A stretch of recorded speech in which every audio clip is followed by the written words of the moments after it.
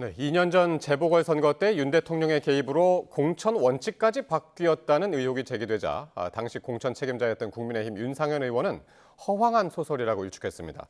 개혁신당의 이준석 의원은 당시 대통령이 시장이나 구청장 공천도 언급했다고 주장했습니다.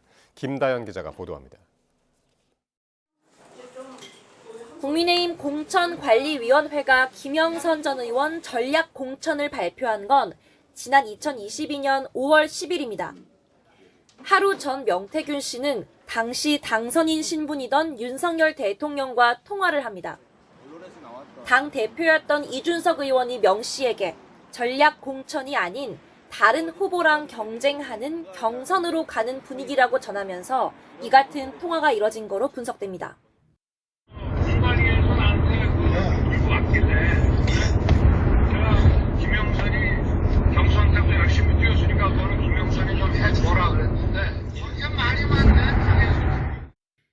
결국 대통령이 결정적 역할을 하면서 공천 원칙이 경선에서 전략 공천으로 바뀌었다는 게 의혹의 핵심입니다.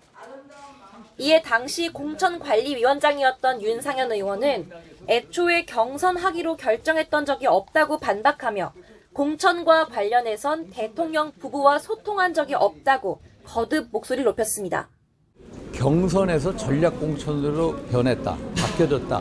이 말 자체가 거짓말입니다. 한마디로 허황된 소설 같은 얘기예요.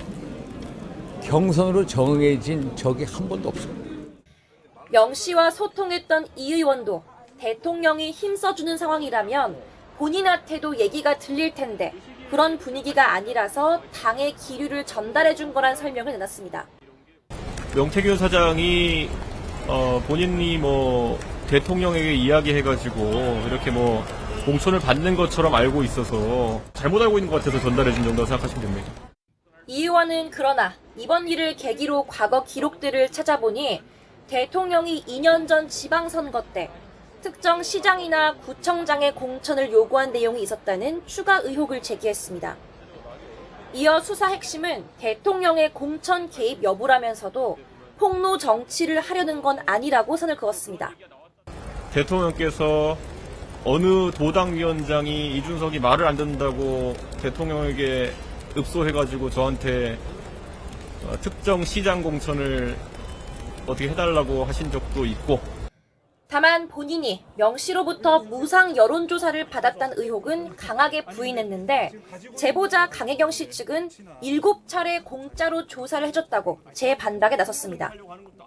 관련자 진술이 엇갈리는 데다 국민적 관심이 큰 만큼 이 의원을 포함해 명 씨가 친분을 언급한 김종인 전 비상대책위원장 등 유력 정치인에 대한 검찰 조사 가능성도 배제할 수 없다는 전망도 나옵니다.